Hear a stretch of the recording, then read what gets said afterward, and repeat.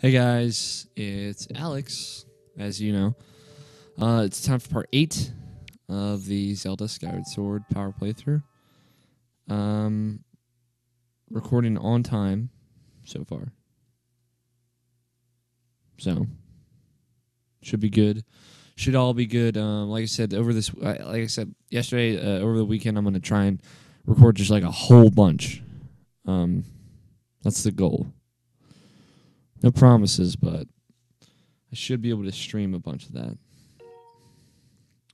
So we'll see. Do this.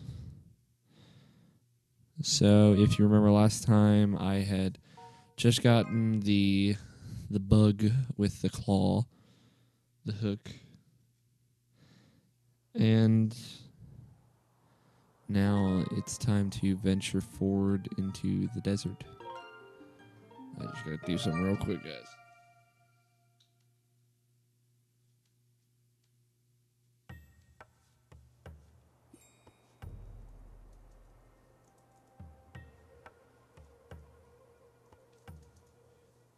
And we're good.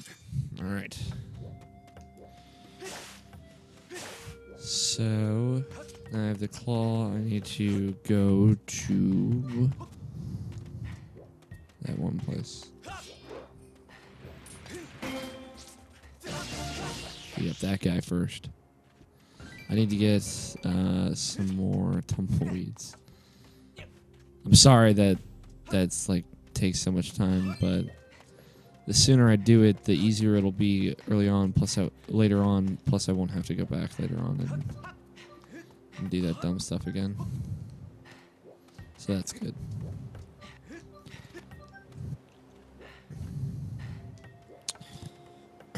I love the desert level in this game. I mean, like,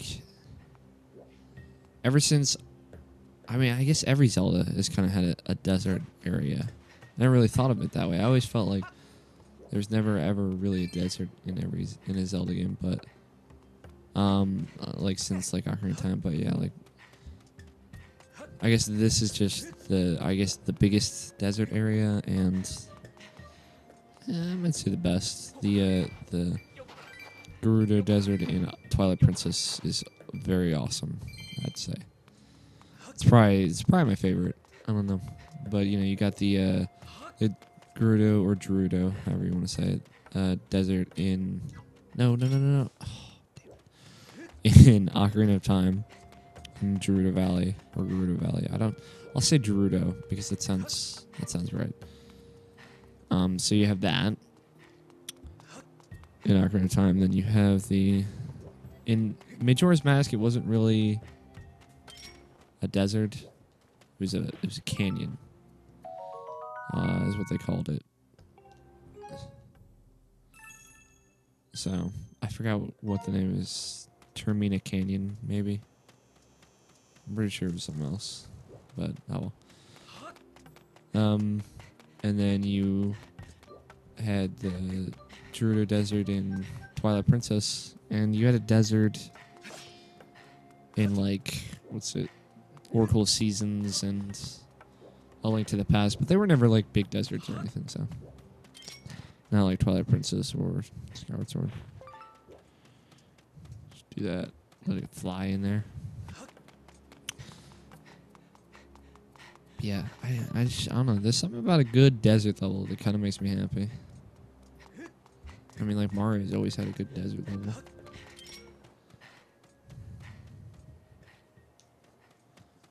Bastard, trying to fool me.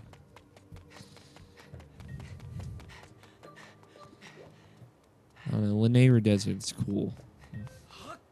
It's got a different name. It's got a different feel. It used to be a big, bright ocean. And then you get to see some of that with the time stone stuff. Really cool. Oh, bollocks.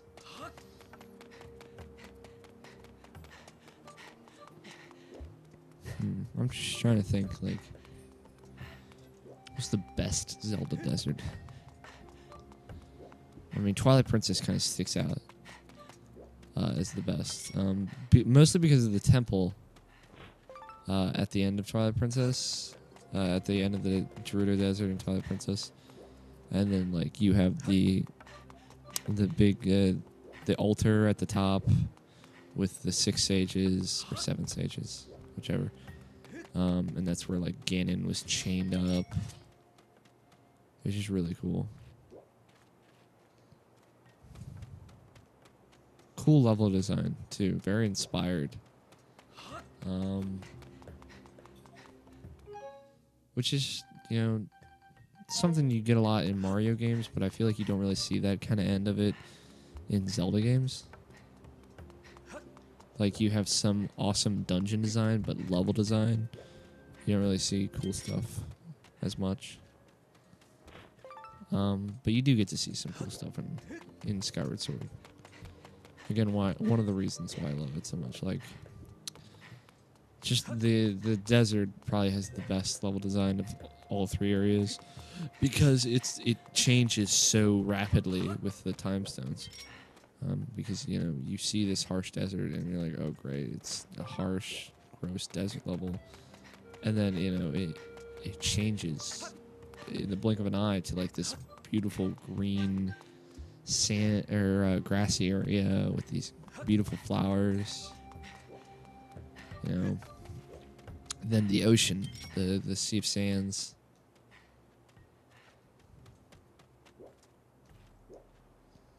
That whole area is goddamn gorgeous.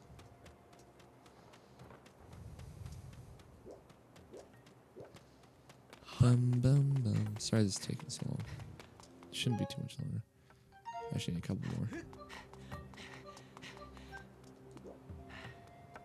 Good desert area. But, you know, as much as I like a good desert, good forest, good water area, I'm ready to move on from those kind of like standard areas. Like in Ocarina of Time, which is, and I guess A Link to the Past kind of started it this way. You know, you have these areas that are sanctioned up. This is the desert. This is the desert area. That's, you know, and then this is the mountain. This is the mountain area. This is this forest, the forest area, Lost Woods, whatever you want to call it. Kakariko Woods. And then this is the, you know, this is the cold area, this is the water area. So on and so forth. Like, Wind Waker changed that, kind of, because, like, you know, you have an ocean, and there are islands and squares and sections of the ocean that are different. You know, this is where this island is, Dragon Roost Island is, and it is a rocky island inhabited by birds that worship a dragon, but inside the mountain is a volcano, and it is harsh climate. And then you have like there's like the one area that's the one island, it's a small island, it's really windy. You get the iron boots at, or that you get the fire bow or whatever at. There, good. And then you have the other island. Or not, yeah, like you basically, it's, I'm sorry, I'm getting distracted by this game, obviously. It's cut into different areas, you know, which is cool. It separates it a bit, but like Majora's Mask is like the worst perpetrator of it. Is like, you got the swamp, you got the ocean, you got the snowy mountain, which turns into the mountain, and then you have the canyon, which is, you know, the environments do not change. The only environment that I think really has some inspired level design, god damn it, in like inspired dynamic level design in Majora's Mask is obviously the mountain, Snow Peak Mountain, just because. Damn it.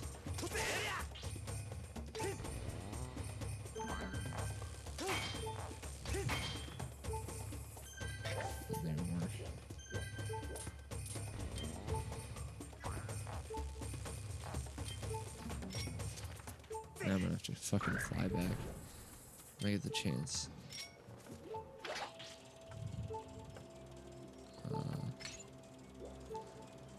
But yeah, the way the Snowy Mountain in Majora's Mask changes so beautifully to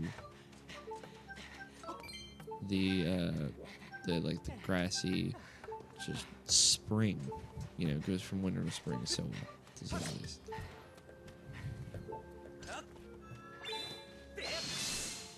But yeah, that's good level design. Or area design, however you want to call it. Adjust this mic real quick.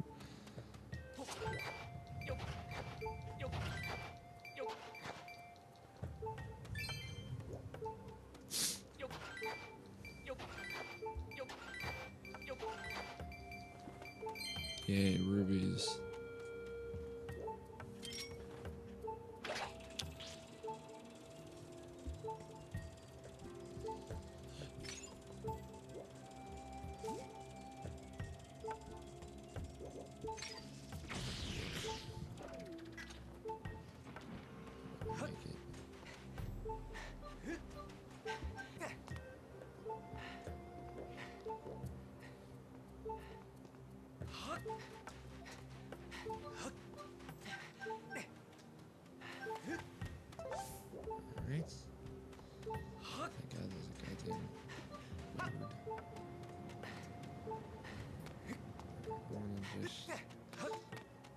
Mike's fallen.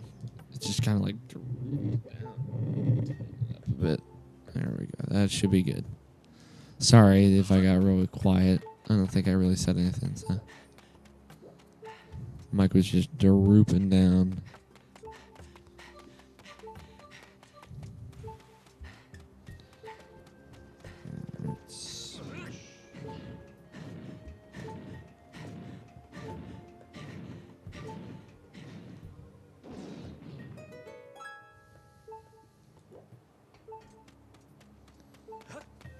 I know, Fi. I know my health is low.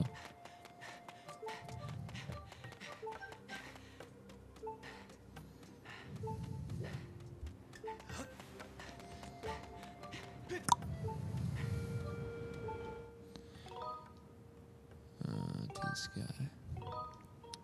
Yes, please.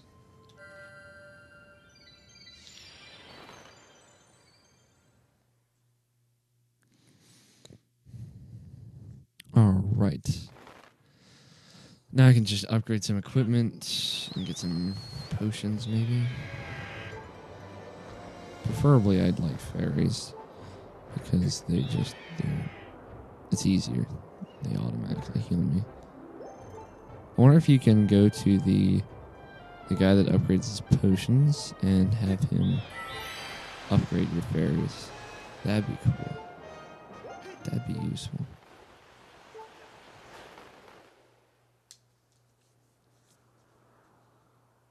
In case you're curious, today I'm drinking IBC root beer. It's not as good as Virgil's, but it's still probably the best, one of the best name brands you can get out there. So, highly recommended. Let's upgrade some shit.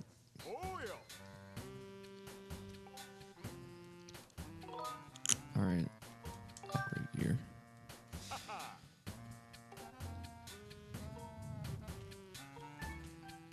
Let me get the shield first. I never had a third shield for wooden or iron, as I said before. So I'm excited, to say the least. And this guy's always so cool. He's got the awesome goggles. Braced shield, a very sturdy shield, much tougher than the standard wooden shield.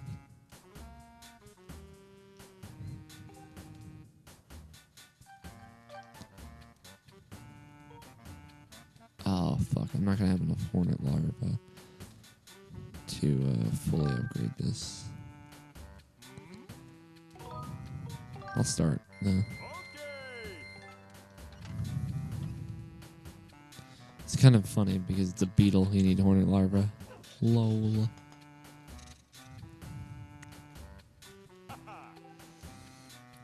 Got some big old wings now. Watch where you're flying, Spady.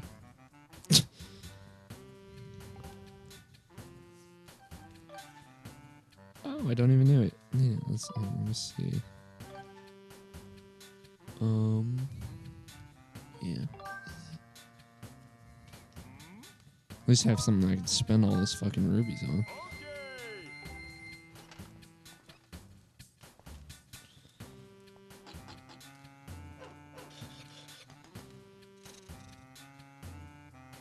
I love upgrading your gear in this because it really kind of does make a difference, especially like the actual main items.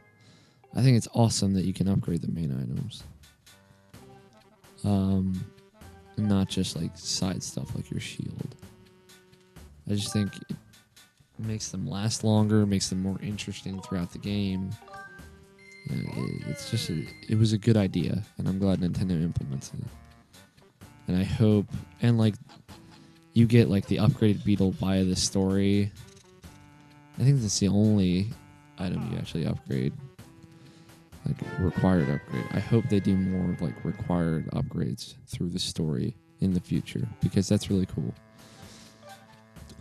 Kind of like how in I'm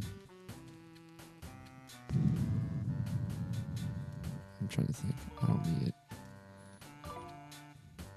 But kind of like how in Twilight Princess you go from the claw shots to the dual claw shots. That's useful. That's cool. Like having 2 hook shots is like the coolest shit ever. Yes, please.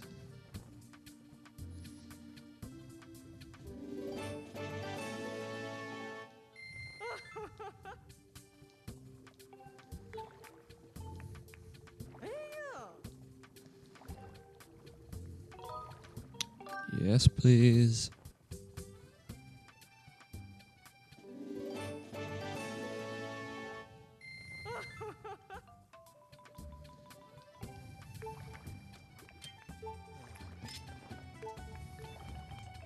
It's a sexy looking wooden shield, not gonna lie.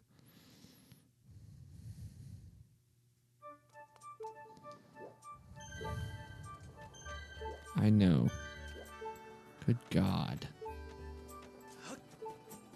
That's just so goddamn annoying. Just sleep in these people's beds.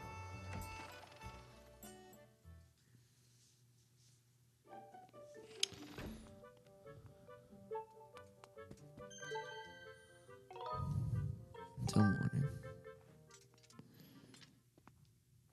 Maybe in like the next Zelda game, you'll just get like they've always had like upgrades for the sword, and if you remember, like in A Link to the Past, you could upgrade your items. It was never required though. Like you could upgrade the boomerang and you could upgrade the sword. I'm trying to think what is you could actually upgrade. There were 2 items there were 2 fairy fountains, one in the light world, one in the dark world. You could upgrade 2 items at each. One was the boomerang. One was the sword. And then one might be the shield. Yeah, one is the shield. That's right. I don't remember the other. Oh well. It's just, I want more of that, like item upgrades. Kind of like in Metroid, how pretty much everything you get is an upgrade. I mean, you get missiles and power bombs and bombs, but after that, you know, you get upgrades to your suit, to your weapons. I want more of that. Imagine like a Metroidvania Zelda. I don't mean Zelda 2 because I don't count that. That's sadistic. That game is sadistic and fucked up. But yeah, like a full 2D Metroid Zelda like combination. That'd be cool. Based entirely on sword fights. Oh, yeah.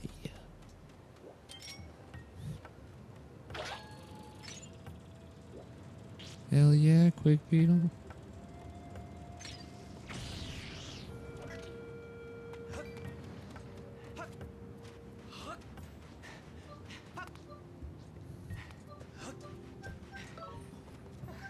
Probably wasn't a good idea.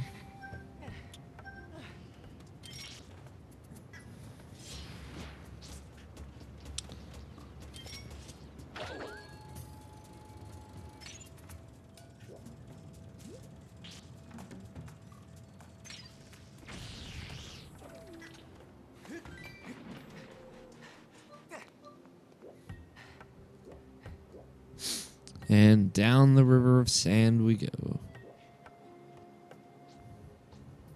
One thing that bothers me about this game, you don't get the bow until the 5th dungeon, I don't think. Which, in a game that only has 7 dungeons, that's real late. And I want that bow.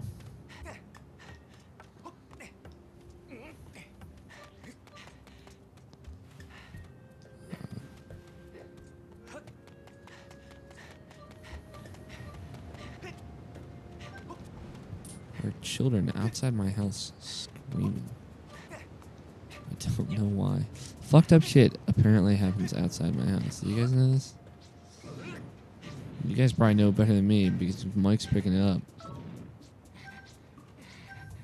Then you'll know. And I was one oomph away. Alright.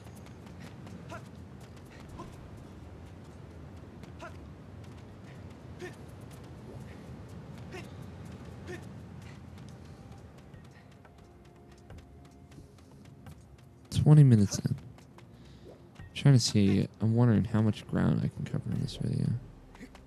I don't think I'll be able to get set up the 3rd dungeon, but I might get close. We'll see. If I feel inspired, I may. Let's see here. I have to go pick somebody up from the airport after this, so I'm kind of on this stringent time limit, though. That's the problem. Let's see if I can catch some dragonflies with my giant fucking net.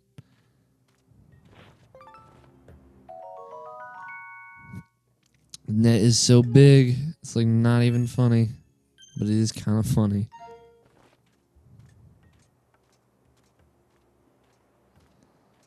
Alright, that should be good enough.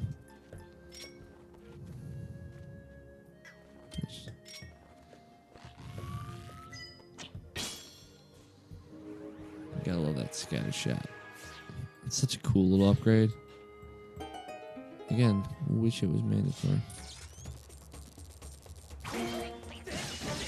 Bet you guys didn't think I was gonna make that one, but I did.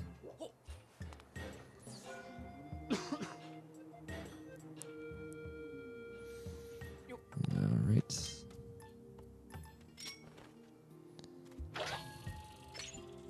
Wish you could speed up while you're carrying shit. I know I said that before, but I still wish it. So I'm saying it again.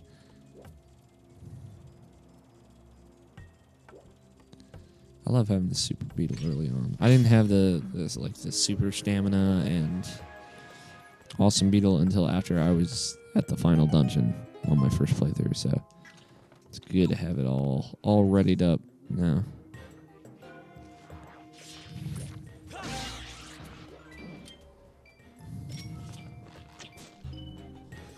There we go. At least now when I come back, I'll be ready.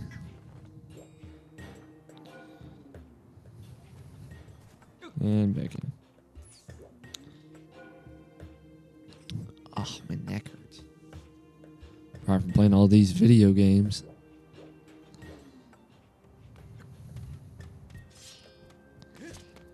What's up, Zane? You're dead.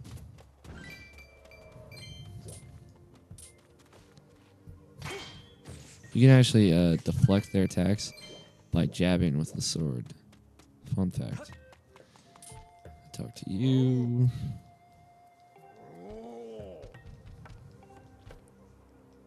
Temple of Time. I wonder if this Temple of Time is at all supposed to emulate the other Temple of Time. But I think after seeing the end of the game, I won't spoil it, but I think that sacred temple that you see in the very beginning of the game, I think that's going to become the Temple of Time. And when I beat this game, and if you haven't seen the ending yet, and you see the ending with me, you'll understand why. So no worries. I think there's a reason that this temple is the Temple of Time.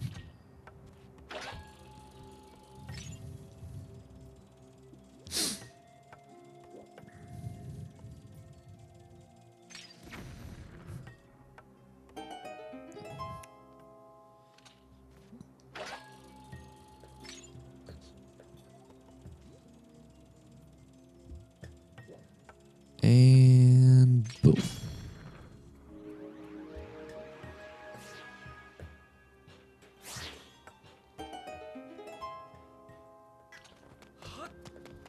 What's up, motherfucker?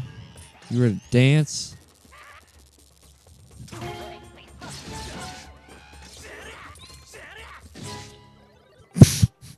Awkward timing. Ouch. Look what you did.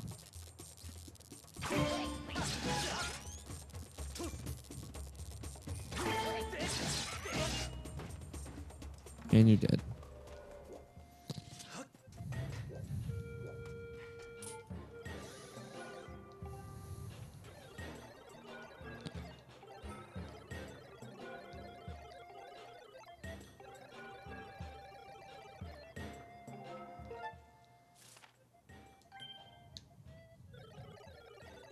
Now there's a dog barking outside my house. So I have to go through the Lineru mining facility in order to get into the Temple of Time, because there's a second. In case you guys weren't paying attention.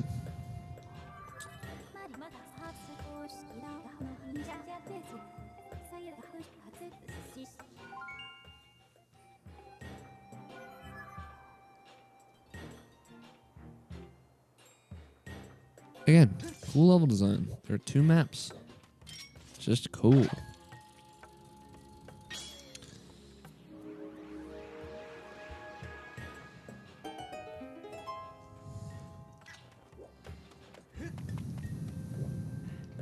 I like how the dude just gets back to being dead.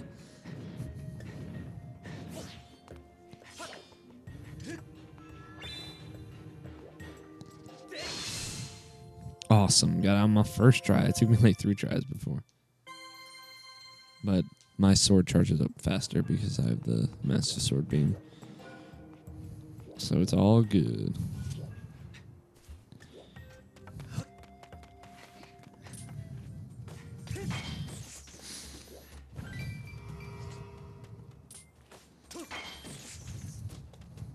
My friend and podcast buddy, if you guys listen to podcasts, which you should, Irrational Passions Podcast. Tony, he was playing the other night, and he was fighting against the guys that spit seeds out of you, the Octoroks. I guess they are kind of Octoroks because they don't look like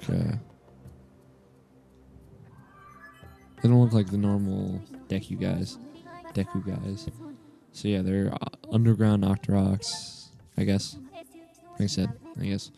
And he was fighting against him, and he's like, Scott, another podcast guy, is like, told me that you can jab your sword in order to send their seeds back at them. So that's what I'm going to try and do. And he got killed first time.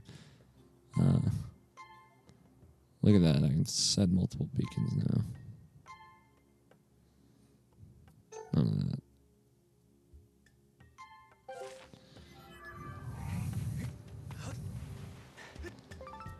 It's like, what, my 50th?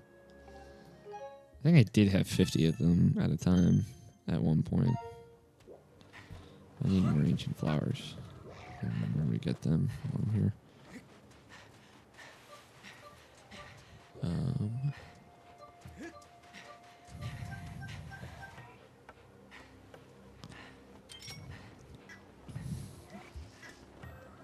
Give me more bomb flowers. Duh. Hurry.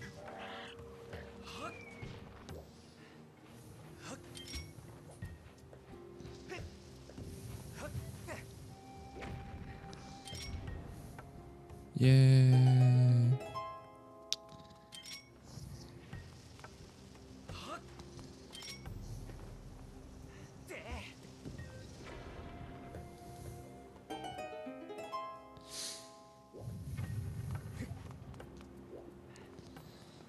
Slash you.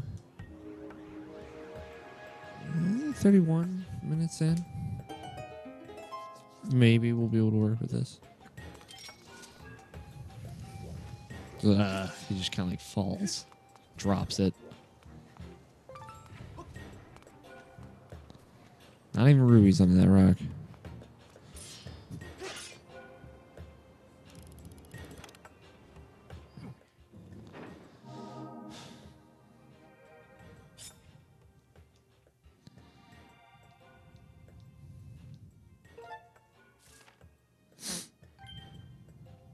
Yay.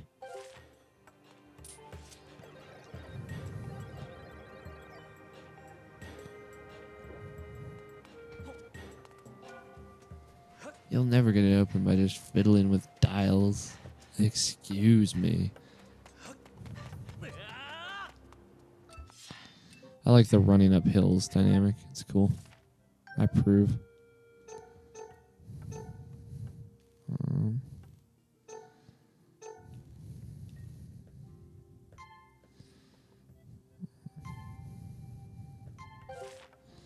That should keep me covered. I also like beacons. They make me happy. Just so you guys know, beacons make me happy.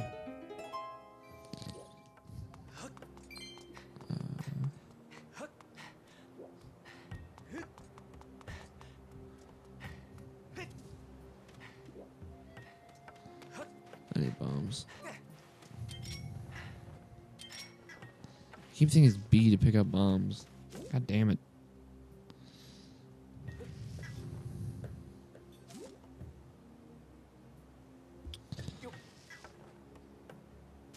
Again, coolest thing ever. They can just go to bomb flowers and just yoink. Mine now. Okay, it's maybe not the maybe it's not the coolest thing ever, but it's a cool little thing. God damn it, Amber relics. So many.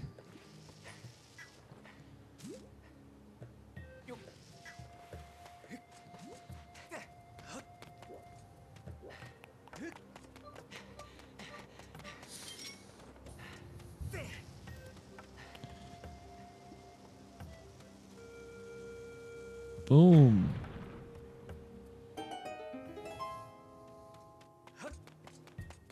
It's buried in sand.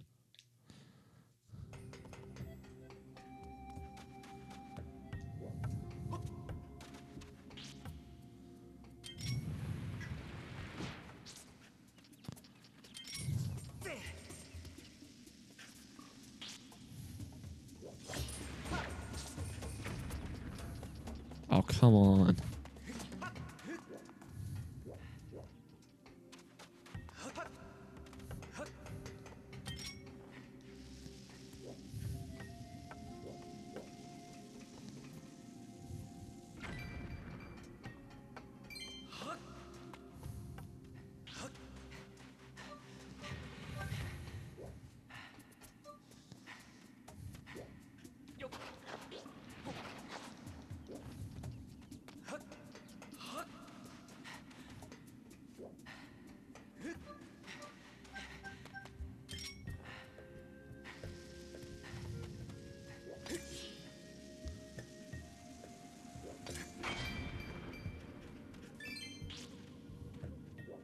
Bring it.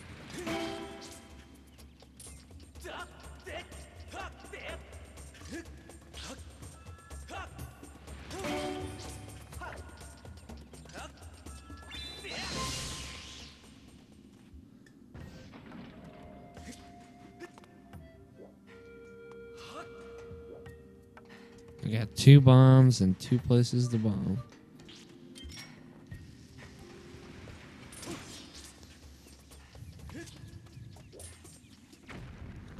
There we go. Now I have 1 bomb and no places to bomb.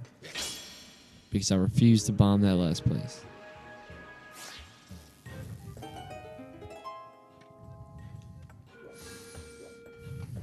Oh no, Bokublins. I'm sorry, Technoblins.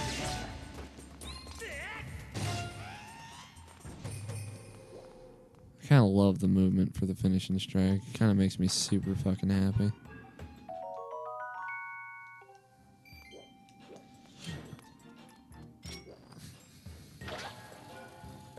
Took me for fucking ever to figure out that you can pick those guys up with your the claw, which makes no sense because you get the claw in the desert. So I really should have figured it out.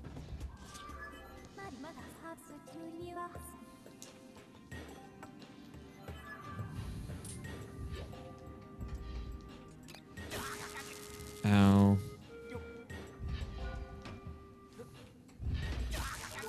Ow. God, see, that's just dumb. You're all just like, maybe you should suck less. This is exactly what Tony would say to me. Oh, yeah, it's a fucking... Get out of here.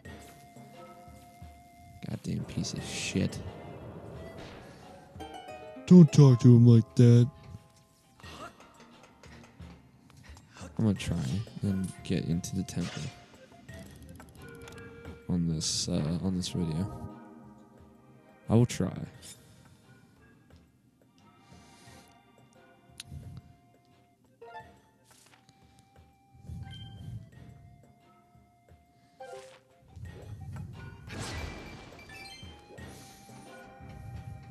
Give me some rubies.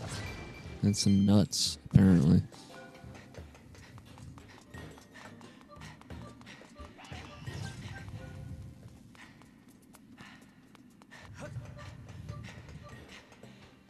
I don't know why in some kind of sick, fucked up past or future, maybe the time stones go into the future, even though I know they go into the past.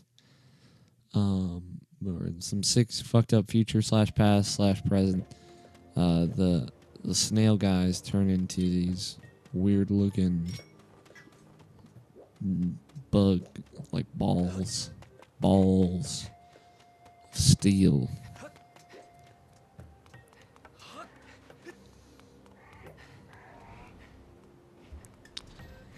If the audio on this is messed up, which, by the way, I'm sorry, I'm recording on Windows right now, because right after I play this, I'm going to go play The Witcher. So if it's fucked up, I apologize. Just letting you guys know.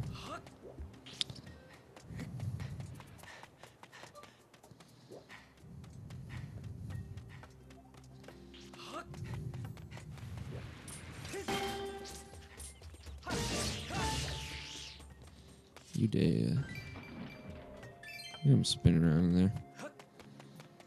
Dumb. This is the first, I believe the first time you encounter the run up and grab switch.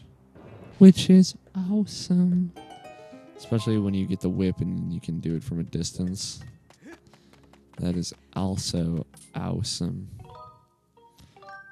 No, I don't want to go to the sky. I would like to save. Thank you.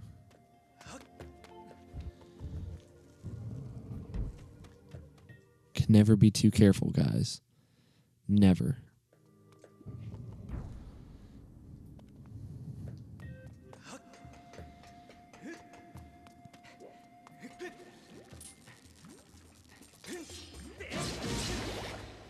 Oh, thank God. This is the first time we picked up bombs. think 10 bombs is way too little for the bomb bag. They should start you off with like 20 or something.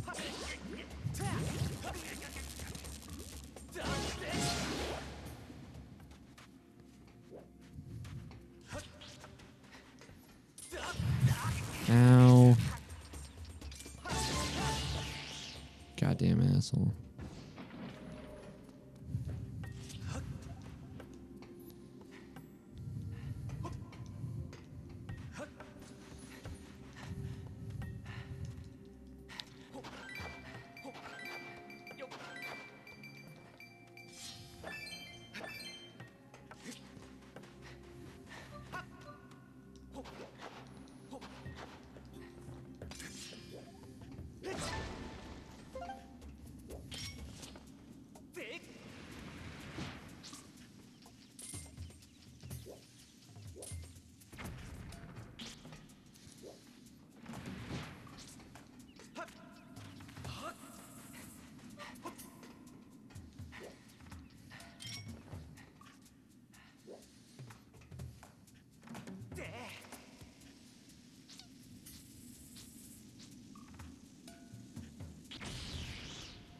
That was perfect.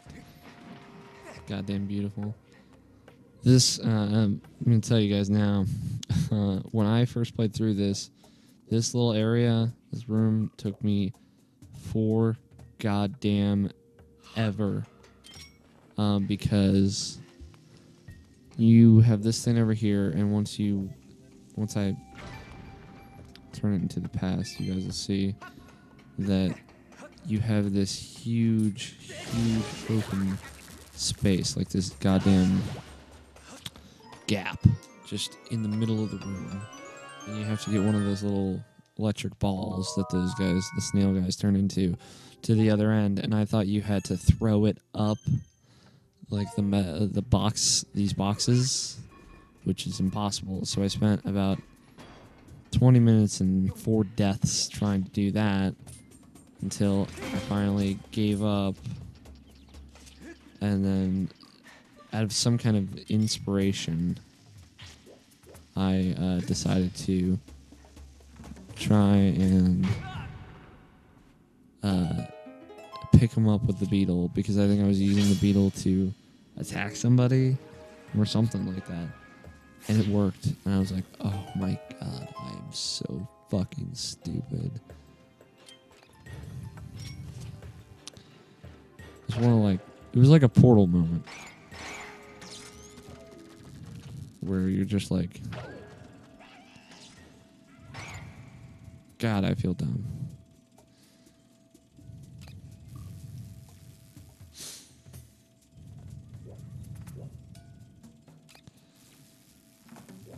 At least I can just blow through it now.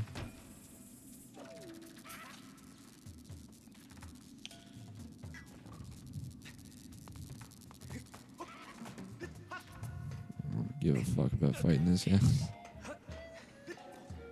Technoblins. Or Technoblins.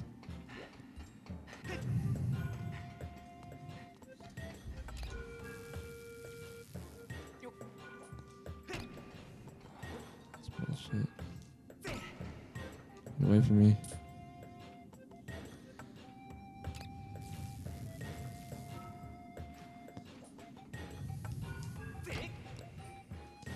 Stupid thing.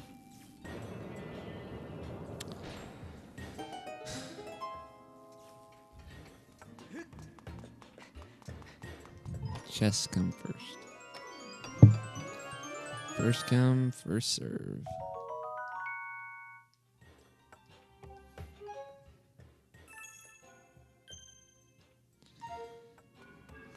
Goddamn useless monster horns.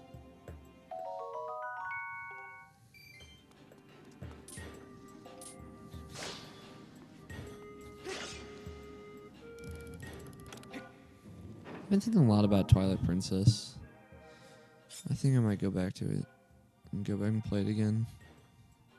Give it a fair shake. So I'm always pretty down on that game, because as far as I'm concerned, it's the worst 3D Zelda, but still an amazing game.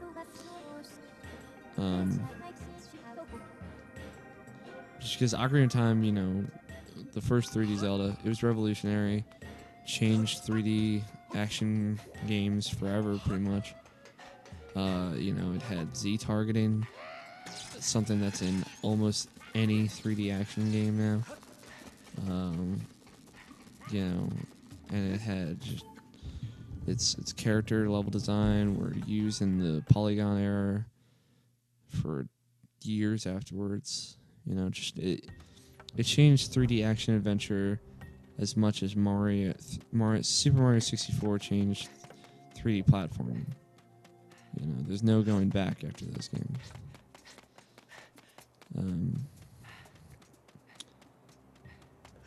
And then you have Majora's Mask, which was just, from a story perspective, it was goddamn ridiculously brilliant and well told, with an incredibly original and awesome gameplay mechanic, especially coming right after Ocarina of Time, when they could have just made an Ocarina of Time 2, and it would have been amazing as well, but they didn't.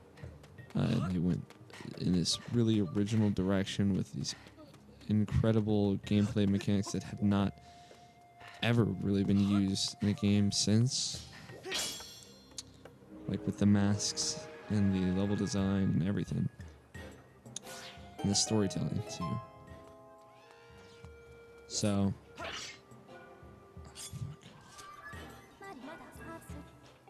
Majora's Mask was clearly amazing. And then you have Wind Waker, which took art style in a whole nother direction. It's lightning, fire, water. Right? Or it's water, fire, lightning. One of the two.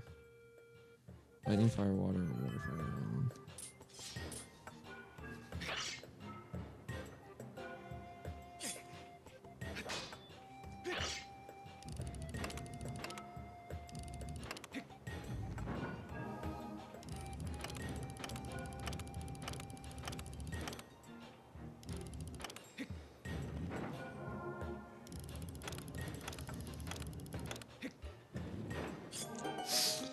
And then, Wind Waker, like I said, incredible art style, also incredible storytelling, and really cool mechanics that they kind of just abused to death in Phantom Hourglass and Spirit Tracks. But I think if they made another Wind Waker-like game, it would be awesome, especially if they added in some kind of like Skyward Sword ideas. And then you have Twilight Princess, which, coming off of Wind Waker, it was... The cool and interesting and unique thing about Twilight Princess is that it's dark. It's the darkest Zelda game ever. It is a depressing story that has a relatively tragic ending. And it is a story of loss. And it is not... It's a very dark game. I guess I would like to quit. But yeah. And then, now you have Skyward Sword, which is very, very different. I'd like them to do another Dark Zelda game, but I'd like them to do it better. But I'll talk about it more next time. Question to say goodbye. What's your favorite Zelda desert? And from what game? Gerudo Desert from like Ocarina of Time, or from Twilight Princess, or Link to the Past. What's your favorite desert? Tell me. Let me know in the comments below. I'll see you guys tomorrow. And then over the weekend, hopefully. So, see you guys in a little bit.